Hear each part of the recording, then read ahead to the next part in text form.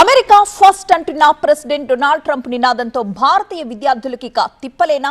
Trump నిర్ణయంతో భారతీయులు మూల్యం చెల్లించుకోక తప్పదా? ఇదే ఇప్పుడు చర్చనీయాంశమైంది. అమెరికాలో భారతీయ విద్యార్థుల్ని చుట్టుముట్టాయి కష్టాలు. US immigration customs enforcement website లో ప్రత్యేకంగా ఒక ప్రకటన చేశారు. స్టూడెంట్ వీసా ఫ్రాడ్ కి సంబంధించి పార్ట్ టైం ఉద్యోగాలు చేసే వారి సమాచారం ఇవ్వాలంటూ ఐసీఏ ఒక ప్రకటన విడుదల చేసింది. ఆప్షనల్ ప్రాక్టికల్ ట్రైనింగ్ ఓపీటీలో ఉన్న విద్యార్థులకి పెరోల్ రన్ చేస్తున్న కన్సల్టెన్సీలపై ప్రత్యేక నిఘా పెట్టాలని దాని సారాంశం. కన్సల్టెన్సీల అండర్లో పార్ట్ టైం ఉద్యోగాలు చేస్తున్న వారిని అరెస్ట్ చేసే అవకాశం కూడా ఉంది. భారతీయ విద్యార్థులపై ఫిర్యాదు చేస్తున్నారు కొంతమంది గ్రీన్ కార్డ్ హోల్డర్స్.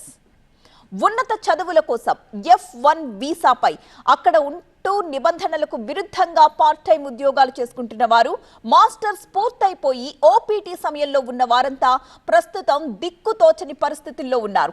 F1 వీసాపై వచ్చి పార్ట్ టైం ఉద్యోగం చేయడం అమెరికా చట్టాల ప్రకారం నేరమే అవుతుందంటున్నారు నిపుణులు. ఇలాంటి ఉద్యోగాలపై అక్కడి అధికారులు దృష్టి పెట్టారు. వీరిని గుర్తించడానికి అధికారులు తనిఖీలు నిర్వహిస్తారన్న వార్తలతో పార్ట్ టైం ఫుల్ టైం ఉద్యోగాలు చేస్తున్న F1 వీసాదారుల్లో తీవ్ర ఆందోళనకర వాతావరణం నెలకొంది. అక్కడి రెస్టారెంట్లు, సూపర్ మార్కెట్లు, పెట్రోల్ బంకుల్లో పనిచేసే వారిలో ఎక్కువ మంది తెలుగువారి. వారిని వెనక్కి పంపిస్తూ ఉండడంతో కలవరం మొదలైంది. మరొక వైపు భారతీయ విద్యార్థులకు అమెరికాలోనే కాదు, ఇండియా నుంచి అమెరికా వెళ్లాలనే విద్యార్థులకు కష్టాలు తప్పడం లేదు. ఇండియా నుంచి వెళ్లే వారికి ఎయిర్పోర్ట్ లోనే homeland security form fill చేయమని ఇస్తున్నారు. అది ఫిల్ చేసిన తరువాత అందులో ఏవైనా లోపాలు కానీ అభ్యంతరాలు కానీ ఉంటే అమెరికా వెళ్లాలి అనే ఆశలకి ఇక్కడే ఎండ్ కార్డు పడిపోతుంది.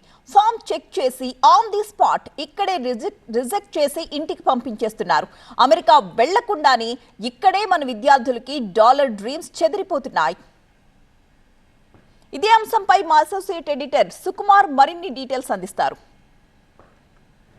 ట్రంప్ నిర్ణయం మరో కొత్త చిక్కు తీసుకొచ్చి పెట్టింది. కన్సల్టెంట్స్ రన్ చేసే వాళ్ళు ఎవరైతే ఉన్నారో వాళ్ళకి సంబంధించి పూర్తి వివరాలు ఇప్పుడు ఆల్రెడీ ఐస్ చేతిలోకి ఉండడం. మరోవైపు మనం ఇప్పటివరకు విన్నది ఏంటంటే అటు అమెరికాలో ఉన్న వాళ్ళని డిపోర్ట్ చేయడమో లేకపోతే అమెరికాలోకి ఎంటర్ అవుతున్నప్పుడు వాళ్ళని డిపోర్ట్ చేయడమో చూసాం. కానీ కొత్తగా హైదరాబాద్ ఎయిర్పోర్ట్లో ఎయిర్లైన్స్కి సంబంధించి ఈ ఫామ్ ఇవ్వడం జరిగింది. హోమ్ల్యాండ్ సెక్యూరిటీలో చాలా క్లియర్గా ఈ డీటెయిల్స్ అన్నీ కలెక్ట్ చేసుకొని వాళ్ళు ఆన్లైన్లో అప్లోడ్ చేసిన తర్వాత, అంటే ఎందుకు వెళ్తున్నారు, ఏం చేస్తున్నారు, అక్కడ పూర్తిగా వాళ్ళకి సంబంధించిన ఎస్టాబ్లిష్మెంట్స్ ఎలా ఉన్నాయి, ఈ డీటెయిల్స్ అన్నీ కూడా ఈ ఫామ్ తీసుకొని ఈ వెబ్సైట్లో అప్లోడ్ చేయాల్సిన అవసరం ఉంటుంది. ఇది అప్లోడ్ చేసిన 15 to 20 మినిట్స్ లోపల వీళ్ళు అమెరికాకు వెళ్ళడానికి అర్హులా కాదా అని కూడా డిసైడ్ చేసి వాళ్ళని బోర్డింగ్ కాకుండా డినై చేస్తున్న పరిస్థితి కూడా హైదరాబాద్ ఎయిర్పోర్ట్లో మొదలైంది. అంటే భారతదేశం నుండి వెళ్ళేటప్పుడే స్క్రీనింగ్ చేసి వాళ్ళని అక్కడికి రానివ్వకుండా అడ్డుకునే పరిస్థితి కూడా ట్రంప్ సర్కార్ నిర్ణయం తీసుకున్నట్టుగా మనం దీన్ని బట్టి చూస్తే అర్థమవుతుంది.